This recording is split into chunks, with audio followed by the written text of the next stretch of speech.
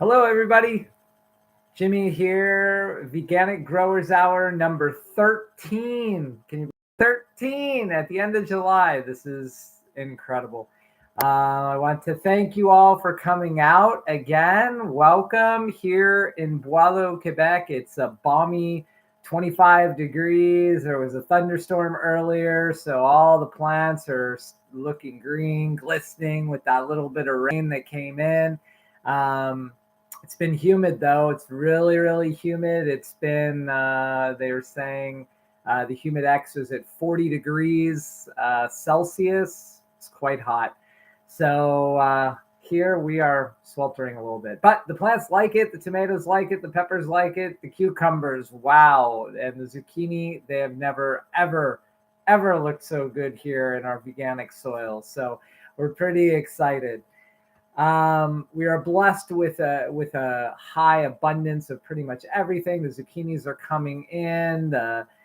The beans from the greenhouse are going crazy. We have kales and lettuces and mesclun mix and mustard greens. I just harvested rapini for our clients last week. So, and snap peas are coming to an end, but it's been a great year for snap peas. So even though we had challenges in the beginning with storms and rain and the high winds and losing power, we lost some of our earliest brassica crops. Still, we're having record harvests of other things. So this is the greatest part about diversity, and the one thing that we should all take home when we're planting our gardens and thinking about it: diversity of cultivated plants, diversity of native flora brings in the diversity of fauna and a diversity of insects. So diversity all around. So I want to say hello to a couple of people that wrote out there. Nancy Love, hello, welcome from California, and Peaches and Sugar from the Annapolis Valley of Nova Scotia. Welcome back. Thanks for coming. So there's been a disturbing event around here, and I've posted it. I posted it on Facebook a little bit of time.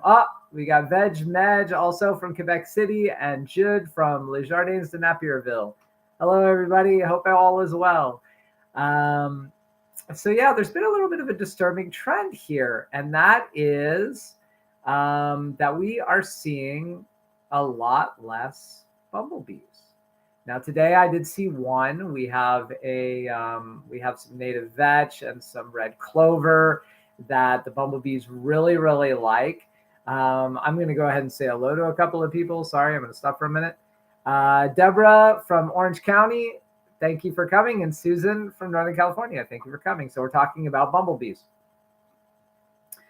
So yeah, normally this time of year, at least by my recollection, now I don't have good records of it, and I'm going to talk about that here in a second.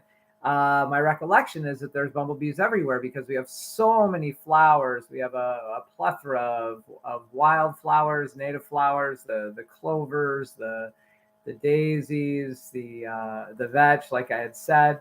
But then we also have like bachelor button, which is kind of a dark purple that we've planted. That is a perennial that they just go crazy for. And our marjoram, wild marjoram, is all flowering too, and usually they go crazy on that, but they're just not there.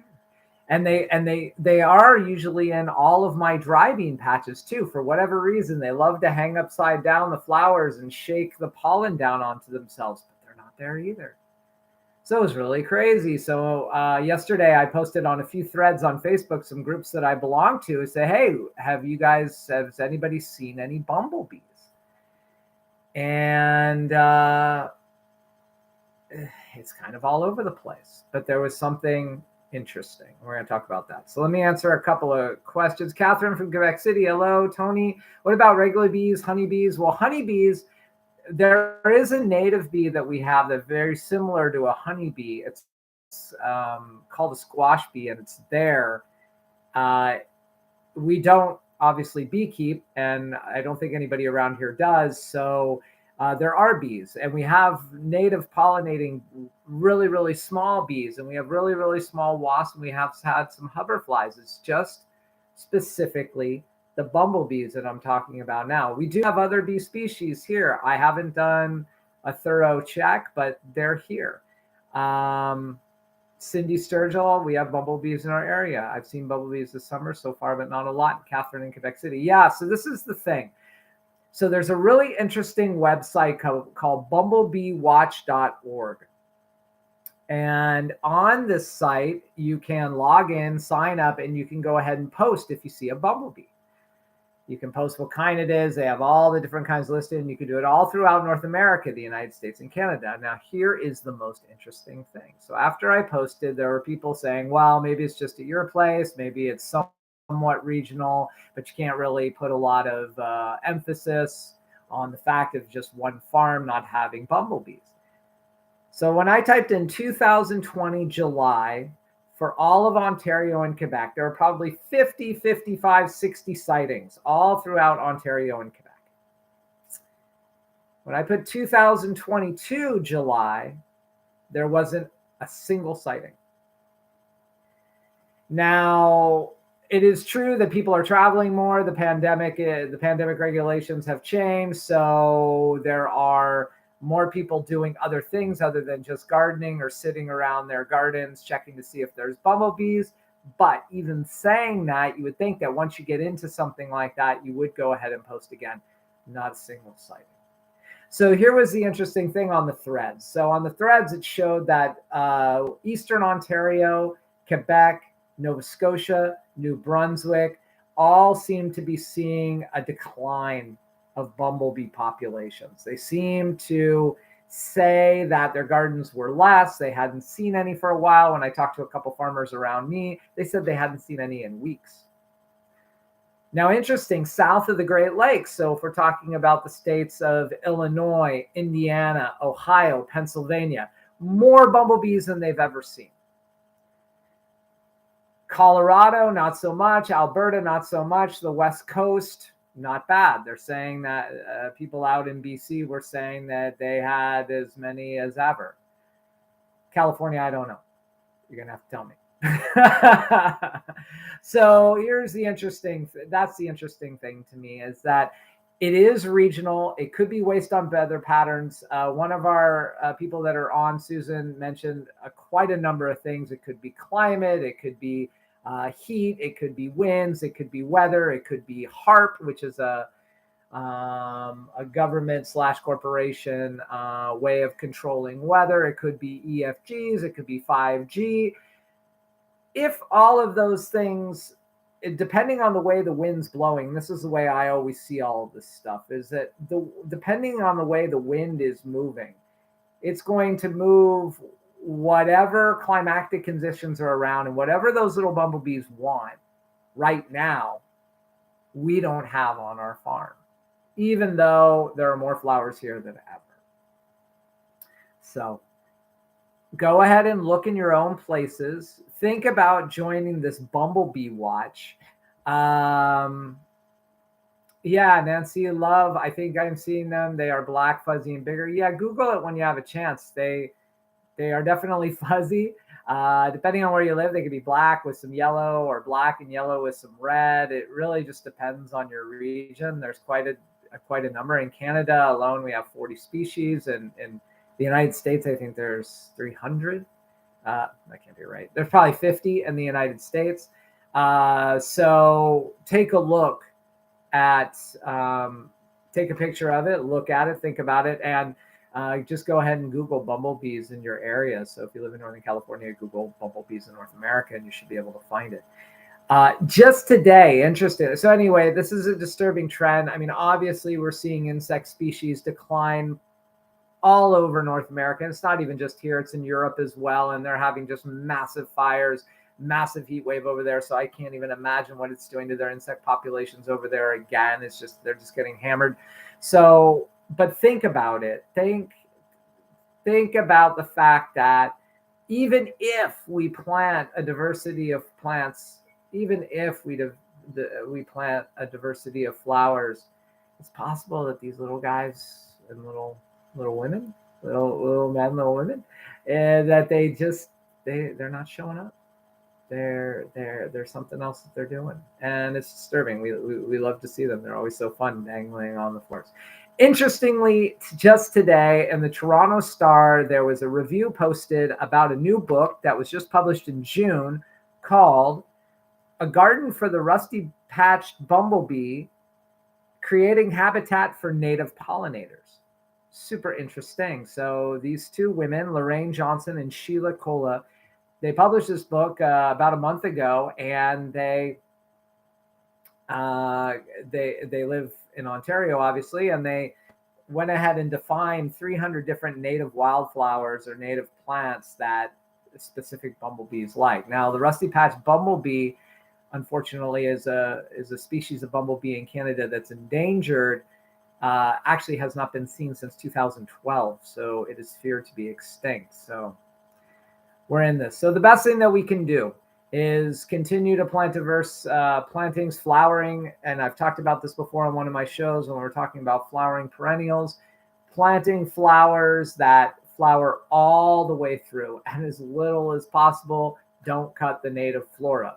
One of the favorite species of plants that is going to be blooming here in a couple of weeks is called Canadian goldenrod. It's beautiful, and we have acres of it around us. And so I'm really hoping that when that come up, because to me, it doesn't matter. If they're not in my gardens, they're not in my gardens. But if they're not in the wilds, which I don't see them either, except just a couple, that's when I start getting concerned. Take a look. Think about getting on Bumblebee Watch. I'm going to do it as soon as I have spare time, because I think it would be just super cool to do your citizen science work.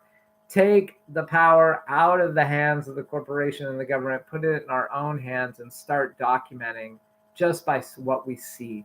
And then maybe we can see if we can decipher what kind of trend we're looking for. So there you go. My little intro on bumblebees. I love those little guys and gals. They're amazing. Yeah, goldenrod and the Catherine goldenrod in the garden, not yet in bloom. Putting out water for the bees is great. We have puddles everywhere this time of year. It's nothing that we're doing. There's something else afoot, and I don't understand it. But it's got to be climactic. It's got to be something happening in the air. Anyway, we're moving on. Before we start on tonight's show, which is the art of the harvest and preservation, letting nothing go to waste, I'm going to answer a question that was asked to me this week by a farmer here in Brebeuf, which is just a town about 20 kilometers away. So Stefan asked me, what is happening to my blackberry plants? The growing tips, now this is something we talked about last week, the growing tips are dying. The main growing tip is just dying, and it's just falling over. And as soon as he mentioned that, I went walking down my pathway, and on the left side, I have all these wild blackberry and raspberry bushes, and they were all doing the same thing. So, of course, because I am observing and I'm super curious about all things plant and animal, I start Googling it, and sure enough, I find it. So it's called a fire blight. Now, fire blight doesn't happen here all the time, but it happens in times of really wet, really humid conditions, which is exactly what we had. So what ends up happening is these perennial plants, they grow so fast, and then it gets warm, grows so fast, gets so leafy that they just almost can't sustain their new growth. So their growing tip just flops over. So interestingly is that if we have a problem in our gardens, if we can find something in the same plant family out in the wilds and take a look, we can actually determine if it's a universal problem, like we found out here with Stefan's fire blight issue, or if it's an actual garden nutritional deficiency problem. So anyway, I thought that was a really cool cap from bringing back Veganic Growers Hour number 12, when we talked all about diseases and nutrient deficiencies, and actually taking a look at the natural world and seeing if the same things are happening, which obviously they are. Just like when I look at the trees now, there's a lot of yellowing leaves already. It's not even close to fall. They all have a leaf spot, maybe a septoria leaf spot or some kind of leaf spot.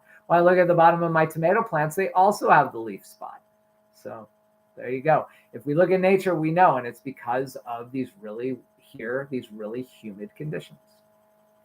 Very good question. Thank you, Stefan.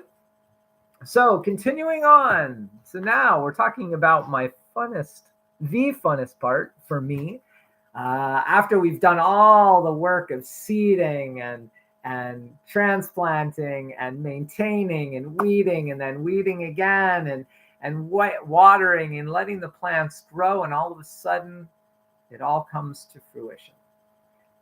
The art of the harvest. Learning how to be an observant, smart, and just downright excellent harvester. Probably the most important skill that we can all have. And it's interesting to me how simple this is to understand, yet as in between the two farms, and here's a little story, in between the two farms that I've owned, the one in Arizona from 2004, well, I was there since 1998, but when I started the farm, 2004 to 2009, and this one here in 2014, I had the opportunity to work on about 11 or 12 different farms as an advisor, a consultant, and just as a volunteer, depending. And what was really interesting is how little most farmers knew about their own crops that they were planting. Now, beginning farmers, I understand it's really hard if you have a diversity of 40 or 50 different crops that you're growing. It can be difficult to understand when to harvest at the right time. But I'm also talking about experienced growers, people that have been growing for 20, 30 years who were still using, and this is probably the worst thing in the world to do, still using what the seed catalog tells you when they should be ready. So if you plant, say, a Provider green bean, it says it should be ready in 50 days. Well, it's not going to be ready in 50 days. Maybe you get one in 50 days, but if you have a 20-foot row, you're going to get most of them in 57 days, and then again in 64 days or in 60 days. Then you got to have to harvest every couple of days, right? Anyway, very, very interesting stuff about harvesting. So here's one key: don't use the date, or don't use the date that they say in seed catalogs, and don't use that date set in stone. Look at the plant, see what's it doing. If it's had perfect growing conditions, it's going to come in earlier. If the conditions have been bad or crappy, then it is for sure that it's going to take longer. However, the one thing I will say about those dates, if after 2 weeks after that date, so let's say you have a fennel. Fennel is a great example because it gets all kind of very fibrous if it stays in the ground too long without being harvested. If your fennel says 80 days, that's usually from seed. So from transplant, about 65 days. And if it's gone that whole 80 days after you've transplanted your fennel out and you haven't harvested it yet, chances are pretty good it's going to be fibrous, or it's not doing, because maybe it's still small, because it doesn't look like those mammoth fennel bulbs that we see sometimes in the grocery store. Another thing to think about: not all your produce is going to look like the grocery store. Sometimes it will. Sometimes you're going to have broccoli heads like that, and you're going to have kale leaves this long, and it's going to look better. But sometimes they're only going to be this long, and they're going to be just as good. The point is trying to catch them when they're tender. The point is they're trying to catch everything when it's tender. So let's talk about this. Let's talk about how to understand how to harvest different kinds of crops. So just to define, we eat different parts of the plant depending on what the plant is. So we eat leaves like lettuce and kale and mustard greens. We eat seed pods like beans and peas. We eat fruits, which is like cucumbers, eggplants, peppers, sweet and hot, tomatoes, both kinds, cherry, Italian, slicing tomatoes, strawberries, blueberries, summer squash, apples, really anything that has gone from a flower to a fruit. And you're eating that fruit, it's a fruit. Even though you don't really think of zucchini as a fruit, it's fruit. It's just a fruit. Taxonomically, it's a fruit. We dig up roots like beets, carrots, onions, potatoes, turnips, radishes, leeks. We eat flower buds like broccoli, like Brussels sprouts, like cabbage, like cauliflower, like chive flowers. Interestingly, I like chives. Chives is an interesting one because I have a good friend who's out there tonight, Meg, who was talking about how she loves frying up chive flowers. Well, chive flowers are the favorite of the bumblebees here. So usually with us, we'll harvest a few chives. We'll leave the chive flower to go to its flower. Then we'll take the seeds. We'll collect the seeds because we're also a small seed company. So we'll collect the seeds. And then we'll cut off the stem when the seeds are gone. There's nothing left. And then guess what? The chives regrow.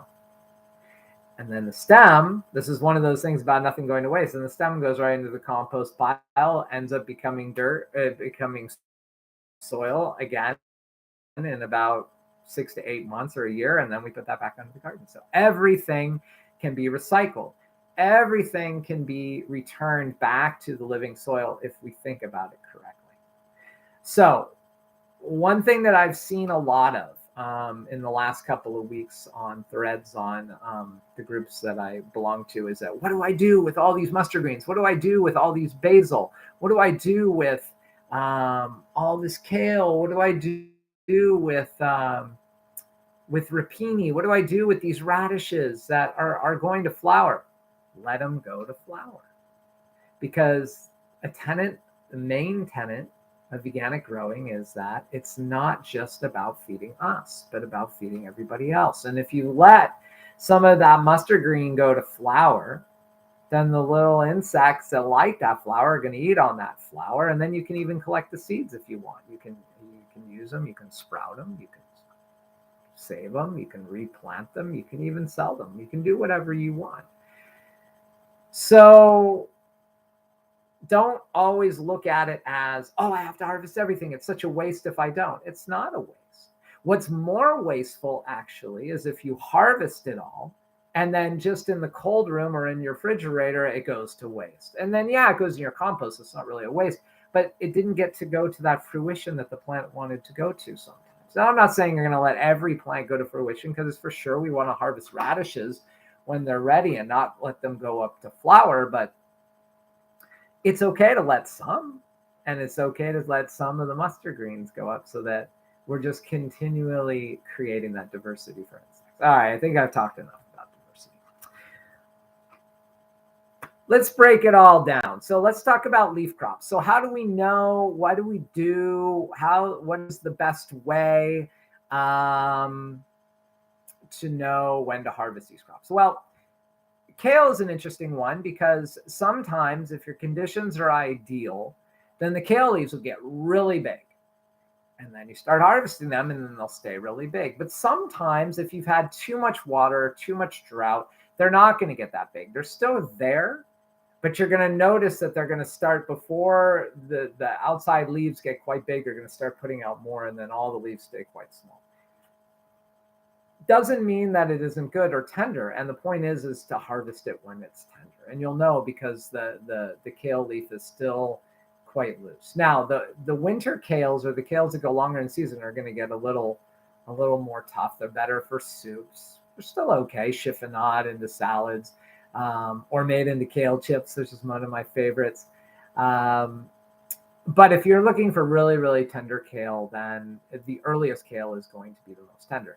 Now, all greens that grow like that, like kale, like Swiss chard, you're going to want to harvest the outside. You're also going to do this with something like parsley, which you just harvest the leaves from. You're just going to harvest the outside leaf or the leaf frond, right? And then that's going to allow the central head to keep growing. It's pretty basic. However, there's other things that you can actually cut it off right in the middle. As long as you leave the growing tip still going, it'll still grow back. And I think about like baby mustard greens. So like baby arugula or ruby streaks or golden frills or whatever other, or Azaka purple or tatsoi or whatever other kind of mustard green you like. If you cut just above the growing tip, then you're going to take all the ones that are ready, which is great, and then the rest is going to just grow back. It's going to take a couple weeks, a little bit different than picking off the outside leaves, but but can be very efficient if you have a patch. Say you have a 1 foot by 1 foot patch and you want all of it because you want to eat all of it in your salad. Well, cut it just above. Don't cut it low, cut it just above. And then it'll all grow back. You can do this with pretty much anything. You can do this with dill. You can do this with cilantro. Cilantro, I actually like to cut out the whole plant because cilantro likes to have more space to get nice and bushy. However, if you live in a place where it's getting really warm really fast, you might want to think about this. Take the top and just cut it right above, or snip it. You can even use that. Use little garden shears and cut just above the growing tip. And you'll see the growing tip is where the new little growth is just kind of popping out. It's there really on everything. Now, lettuce is something interesting too. Instead of, some people like to say, oh, there's been this great idea of like rooted lettuce. Like I get a whole lettuce with the roots. Well, if you do that, you just kill the whole plant, which is fine. I mean, the lettuce is grown for us. So I guess if we want to kill it, we want to kill it. But if you cut the lettuce heads off, like it's pretty much how you would see it in the grocery store, then you'll actually see it grows back. And for us here, because we're a small farm, we're always trying to get diversity for people. Sometimes it'll grow back and be so tender, depending on the climatic conditions, be so tender that I can just go ahead and harvest some of the leaves and put them right into the mesclun mix it up with the mustard greens and call it good. So there you go. So depending on the leaf crop, you either harvest the outside leaves or cut it off just above, or even cut it off at the base and it'll grow back if you're talking about lettuce.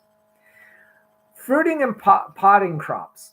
Fruiting and potting crops will be more productive the more often that they are harvested. So as I was mentioning earlier about, say, you grow the provider green bean, it says 50 days, and you start harvesting, and then I'm thinking about a farm I worked on where basically every 3 days we went and harvested. Well, after 3 days, there were definitely some beans that were too big. They were too fibrous. They were just, I don't know, they weren't fantastic. What I've noticed with beans is that you really want to harvest every other day. Every day is a little off, but I mean, if you're doing it quite quick, maybe you want to go the next day, but every other day, and you're going to get them at the size you want. Now, beans are an interesting one because green beans, and especially this one, Provider, if you know it, most seed companies carry it. Even some small seed companies have it. Thin stage is really, really a delicacy.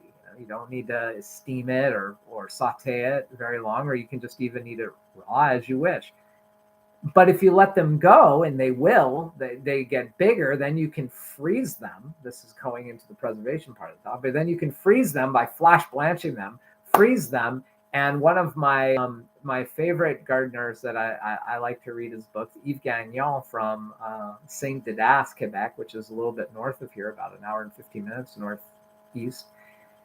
He says, then take those frozen ones, keep them frozen, kind of mix them frozen with a little olive oil, salt, and pepper, and put them on a baking pan in the wintertime in the oven. Just bake them until they're done, about 400 degrees, and you have it. So I thought that was really interesting. So if you do actually have some of these beans get bigger, you can do that. You can also pickle them. However, the point is about beans is that the thinner is usually the better. If you want them sweet, crunchy, juicy, harvest them small and harvest them often. Now, talking about beans, there's a bean called a wax bean, right? It's a yellow bean. Yellow beans are only their truest flavor when they're 100% yellow. So if you've ever had wax beans or grown wax beans and you're kind of waiting and you're looking at it and there's a little bit of green in it, it's not the same flavor as if it's 100% yellow. And it's a tricky one because they go over fast. They get big really quickly if you grow these wax beans, but it is such a treat to know the exact timing. That is a masterpiece. And you can try, and my best advice for all of this stuff is if you don't know, and if it's something new, then just try it right in the field. Take a bite of it and see what it tastes like. If it's the flavor that you know, and it resonates with you, that it tastes the way it should, then it's ready. There you go. It doesn't matter what books say or what other people say or what this says or that. If you taste it and it's ready, it's ready. Peas are another great example. Here we're getting the over of our snap peas are almost done. We do 2 different runs of them. Our snow peas are definitely done. But yeah, every couple of days is a necessity, especially for snap peas. Now, snap peas are a very interesting one because snap peas, when they start getting bigger, they're crunchy, but they're not sweet. They're only at their 100% sweetest stage when the actual pea is in there. But it's not hard like a shelling pea. It's still soft, so you still eat the whole thing. But it is quite fat. Like, I mean, it is almost 2 centimeters thick. But that is the right flavor. And if you don't believe me, the next time you grow peas, let one go, let a couple go, and then try the thinner ones that you'll see most of the time at farmers markets, or also most of the time in the grocery stores. You'll see them small, but let them get a little bigger. Well, that was off small like that. Let them get a little bigger, and then you'll have the sweet stage. Snow peas are only good at their best when they're thin and you just start seeing the pea. They're almost translucent a little bit. You almost see the little pea inside. But when you can start feeling the pea, they've gone too far. Doesn't mean you can't eat them. They're still okay, but they're starting to get fibrous. Peas and beans, eating those pods, all those potting crops. Other fruiting crops, interesting. Cherry tomatoes. Let's talk about cherry tomatoes and slicing tomatoes. Cherry tomatoes, vine ripen, nothing better. You cannot compare a cherry tomato picked a little bit unripe to and letting it ripen in the house to a cherry tomato that has become ripe on the vine. The cherry tomato flavor will only set when it ripens on the vine. It'll still taste like something okay. It'll be kind of sweet. But if you have a sweet variety and you let it ripen on the vine, take a bite of that one and take a bite of one that you've harvested a little bit earlier and let it ripen in the house. And there's just no comparison. Slicing tomatoes, on the other hand, and this is one of those huge myths I like to bust on this show. You do not want them to ripen on the vine. Ever. 100%. And the reason why is this, because too many climatic conditions could get in the way of making it mushy or mealy. So if all of a sudden they get water when they're like, if you're waiting for it to get perfectly red, or orange or pink or black, purple or green, like a green zebra, which turns kind of a yellowish, or orange. Did I say orange? Orange and yellow. Anyway, so if you let it go completely ripe on the vine or try to, chances are really good that something's going to happen. It's going to crack. It's going to become mealy. It's going to be a weird flavor. You might get it right, but chances are good you're not going to. Now, here's a trick. As long as the entire tomato has color and the bottom is soft to the touch and is 100% color, because at the blossom end, it's going to ripen faster than at the top. Always. Every slicing tomato does the same. It will ripen from the bottom first and then sort of ripen up. If it's soft on the bottom and it's the right color and you can kind of look at it and you'll know after a time, you'll understand and know. Take it, put it into a place in the house at like 16 degrees or 60 degrees Fahrenheit, never ever below that. And I'll talk about that just here in a second. And let them just ripen for another few days until it gets to the color. The flavor will actually be better. It'll reach its true flavor. Trust me, I've done tomatoes for 25 years. And I when I figured this out after the first couple, it has been a blessing because you can harvest them. They're still a little firm, which is great. So you have there's less damage to them when you're transporting and where you're transporting them to. So if you're bringing them in the house in a box or in a bowl, they're not going to smush on each other. Probably have had this happen. There was something I was going to bring up. Sorry. Anyway, now I forgot. But yeah, so your tomatoes, go ahead and harvest them at that stage, and you'll see how it happens. I forgot. It was a good point. Anyway, sometimes I should just tell the point when it Slicing tomatoes, Italian tomatoes, they only reach their fully ripe when they ripen on the vine. If you have an Amish paste tomato versus a San Marzano or a Roma, you can bring them in. You can always bring any tomatoes at the end of the season, no matter what their color is, and let them ripen in the house. But unless they were 100% ripened on the bottom, they will not. Oh, I know what it was. They will not get the true flavor. But they're still perfectly fine for sauces and stews and making spaghetti sauce and freezing them or canning them. They're still perfectly fine. So harvest all of your tomatoes at the end of the season, even if they're green, because there is nothing cooler than harvesting all your green tomatoes in, say, October, and you're still making fresh spaghetti sauce into mid-November. Here, that's almost unheard of. So anyway, it's cool. So anyway, cold. Never, ever, ever keep your tomatoes under 55 degrees, so 13 degrees Celsius. Never, ever, ever. You do that, it's going to get mealy. Sometimes you'll go to a farmer's market and people will have cherry tomatoes or slicing tomatoes, and they'll kind of be cold. Well, it's because they kept them in the fridge because they didn't want them to go too long, but the flavor is not there. As soon as you do that, they're going to become what's called mealy. They're gonna kind of have that. It's almost a slightly gritty flavor to it. It's not a good flavor. So if it's cold, it's not going to be a good tomato. There you go. Tomato love for you.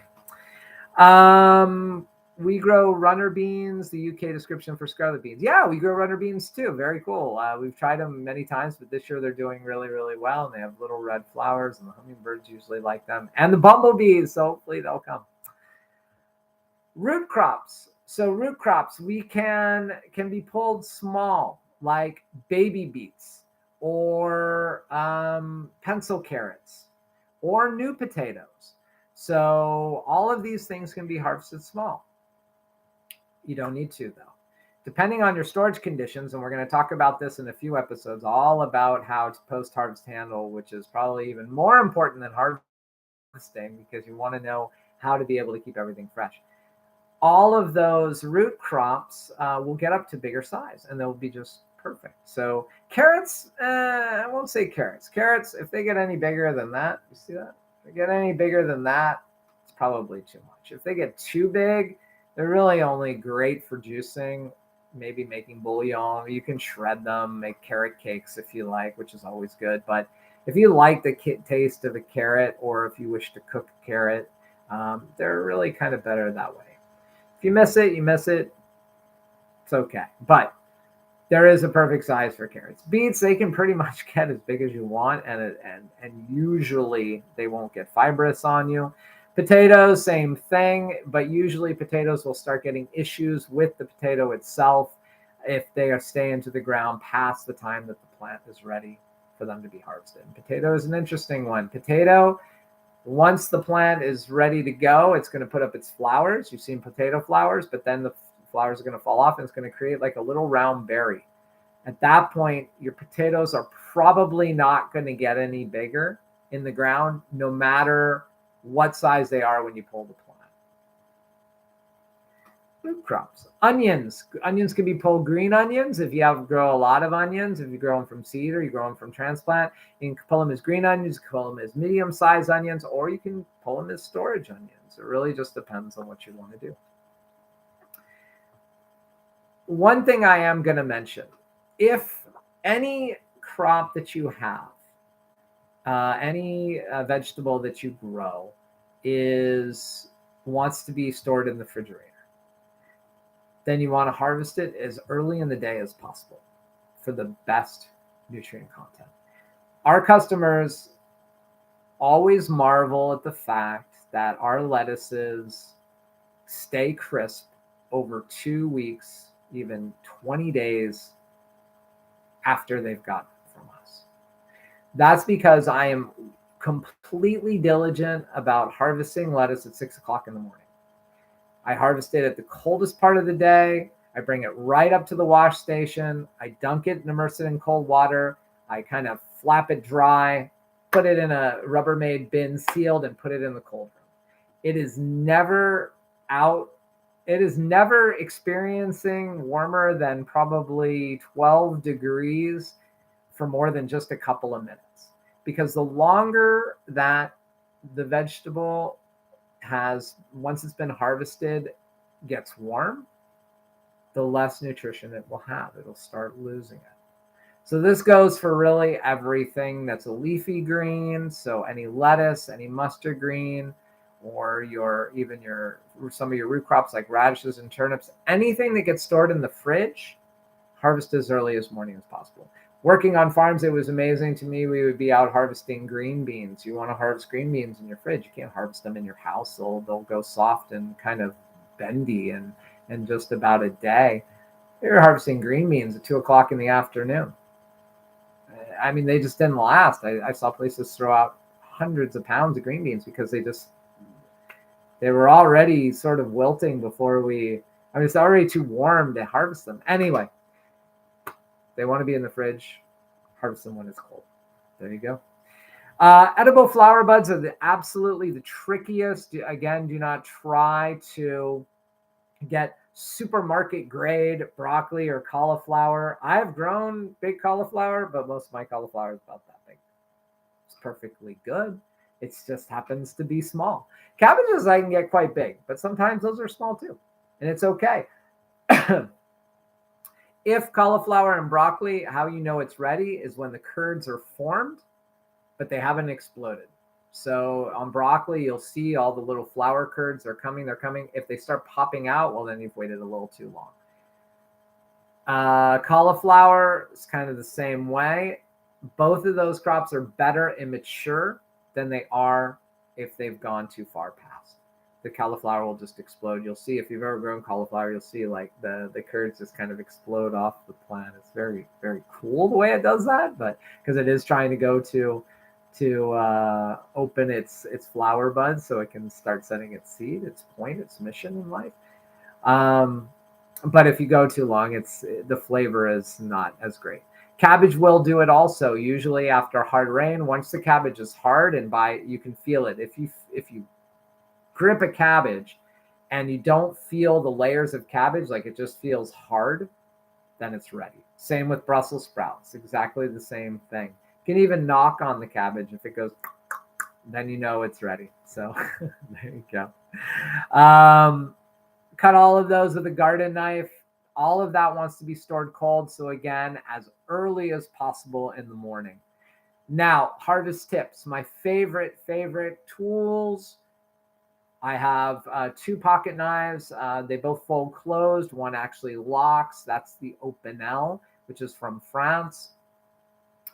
It is sharpenable. Usually it's a wooden handle. Oh, I could have brought a prop. I didn't. Sorry about that. And it kind of opens and then it locks in place so you can't hurt yourself. The other is a Felco. It's just a very small, almost looks like a Victorinox, like a Swiss Army knife, but just a pocket knife. And that folds closed too, but it kind of snaps into place, but it doesn't lock into place. But both of those are great because they can be sharpened. I will answer your questions here in a minute. Also, cutters. I like Felco cutters, the same as one of my pocket knives.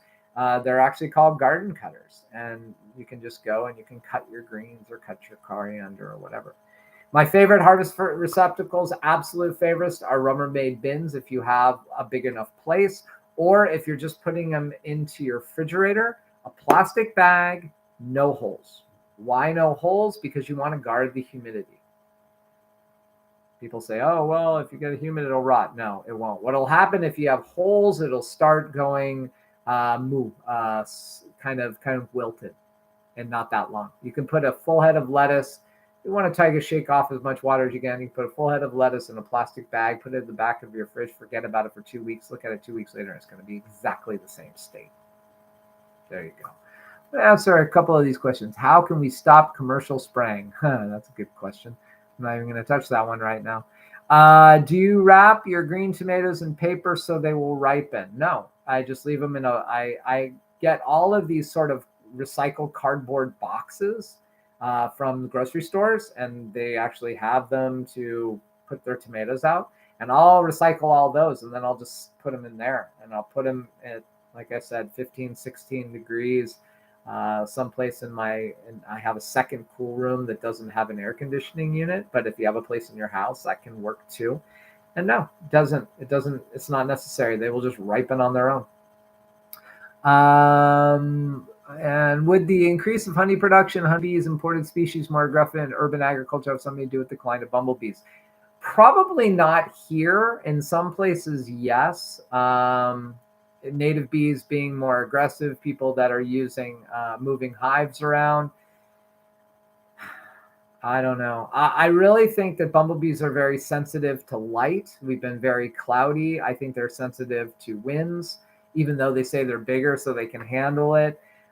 I also think that they might be more sensitive to the EFG, the electromagnetic, the EMFs, the electromagnetic frequencies, and even this 5G. I mean, this is one I've been thinking about. I think we know that certain sprays are neurotoxins, and we know that too much electrical interference is a nerve, destroys or damages the nerves of all beings. So if they're already getting pummeled by these nerve toxin pesticide sprays that we're spraying, and we're also loading the atmosphere with all of these electromagnetic waves that we don't need to be putting out there, then yeah, all of that combined is going to do a number on our natural world, and especially those bees. And I think they're highly, highly sensitive. There you go. I'm going to go ahead and make a note on the time of finished harvesting because we're going to move on, but I'm going to answer your question. Calendula, lavender, I read you could leave the potatoes in the ground all winter and harvest when you need it. True, good idea. Depends on where you live. If you live in a place where you have a dormancy period for, say, 2 months, and then it gets warm, they start growing. And then, yeah, they're okay, but they're not great. Here where it freezes, it's impossible. So it does depend on where you live. And do I mean microwaves? No, I mean like frequencies from radio towers. So yeah, I guess that would be the same thing. But yeah, frequencies from radio towers, internet, wireless internet. You can look it up, Peaches and Sugar, what I mean by microwaves. So is it a good idea? Now, the one interesting preservation-ish thing that I've read that I don't do that I thought is interesting is that some people will harvest their potatoes and carrots and beets and rutabaga and stuff like that, and then they'll pack it in sand, dry sand, and then that's how they'll store it. And then they'll put it in a place maybe below 10 degrees, and that supposedly it's just fine.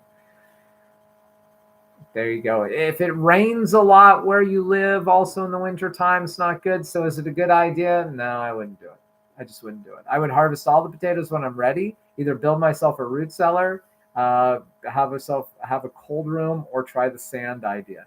Or even someplace in, put it in a basement, put it in a cellar, dig a small cave. There's many different options depending on how much you want. Now, I will eat personally about 50 pounds of potatoes in the wintertime. It's one of our staples. So I need a good place to store. Between the two of us, Melanie and I will eat 100 pounds. That's it. So moving on. Oh no, let's talk about one more harvesting really quick. This is one of my favorites. Melons, cantaloupes. If you grow melons and cantaloupes, these can be exceptionally tricky, but here is a trick. The cantaloupe, as it's getting ready, will start getting netted. You'll start to see it'll sort of maybe start green, and then it'll sort of create this like beautiful, intricate pattern on the rind of the cantaloupe, and it'll start getting little holes within these we call it netting on the cantaloupe. Well, in between that netting, those little holes, it'll be green, and it'll be green, and it'll be green, and it'll be green, and it'll be green. And then all of a sudden you'll see it just turn color a little bit to sort of an orange or a yellowish. Well, that means it's going to be ready. The other thing that you can do, and you can do this with cherry tomatoes, you can do this with red tomato, with tomatoes when you think that they might be ready by pushing on the bottom. You can also do this with watermelon. It's what's called the slip method. If you yank on your melon or yank on your watermelon, pretty good and firm, come, and it pulls off, then it was ready. If you yank on it and it doesn't, then it's not. You leave it alone, you put it back. So with cantaloupe, it's that easy. The netting will turn a little bit color, those holes in between, and it'll slip. It's called what's slipping off the vine. Watermelons will do the same. Now they're even a little bit more tricky, but on the bottom of the watermelon, where it's touching the ground, you usually have a big yellow spot. Sometimes you can knock on it and it'll start feeling like a little sounding a little hollow, but that's a little least reliable indicator. So if your watermelon, you can pull it off, it slips, it has the yellow on the bottom, and next to the watermelon, there's always these little runners that like to grip on, and pretty much all cucurbits like to do this. Not all, but cucumbers like to do this. They send out these little tendrils, these little tentacles that like to grip onto stuff so that they can latch on, so they can climb. Well, that tendril next to the watermelon will be completely dead when the watermelon is ready. And that is a very, very reliable indicator too. Two of my favorites. I love harvesting a perfect melon. To me, that's one of the joys. Melons, as they're getting ready, when you start seeing that netting and they look like they're robust, same with watermelons, you can almost 100% discontinue watering. Now, if you live in a really, really warm place, maybe not, but definitely here in Quebec and in the northern part of the United States, where it's not maybe 100 degrees every day or 40 degrees every day, you can discontinue watering, because the drier your melons are when they turn that color, the sweeter they'll be. The reason why you go to the grocery store sometimes, or even to a farmer's market, and you taste that melon, it's just not sweet. It's because they got too much water at that time. They're trying to make them big, but they weren't trying to make them sweet. There you go. Is pruning some leaves, stems from tomato plants a good idea to help with crowding as fruit gets bigger? The only pruning that I will do on tomato plants is on the bottom leaves when it looks like they're starting to get that septoria leaf spot or some sort of blight on the bottom.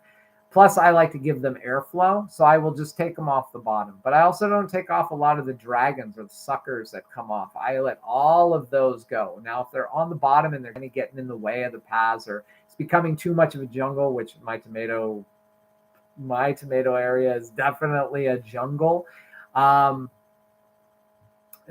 I'll pull those off too. But as the fruits are there, I pretty much don't do any pruning at all. Some people have said, and sometimes I do this, sometimes I don't, but at the end of the season, if you're trying to ripen your tomatoes off, you can cut the tops off your tomato plants, and that'll put the energy supposedly into the tomato fruit. But I don't know. A tomato plant is perennial, so I think it's just going to put out more dragons if you do that. So I don't ever do that. It's pretty simple with me. If it gets to the end of the season, it looks like it's going to freeze and freeze hard, and it's going to get my tomato plants, I harvest them all. Everything that has a little color and everything that's green. If it looks like it's going to get close, then I'll just harvest everything with some color, because the ones that have color when you harvest them, even if they're not nice and soft on the bottom, those that have color on the tomato are going to ripen and taste better. You could still actually eat them by slicing them. Is it better to leave melons, cucumbers on the ground, or use trellises? Whatever you want, whatever you have space for. Cucumbers, they run. Melons, they run. I love seeing trellised cucumbers. If you have like those beautiful trellises and you want to do it, whatever you like, go for it. Me, I've had no problems growing them on the ground through my two farms, but it's completely up to you. All right, let me continue that note. So that goes all the way to 53. Wow. Okay, that was long. Okay, preservation. Leaving nothing to waste. I've already mentioned that you do not need to harvest everything.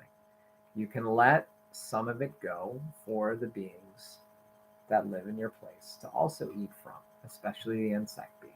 So don't freak out and think that you have to harvest it all.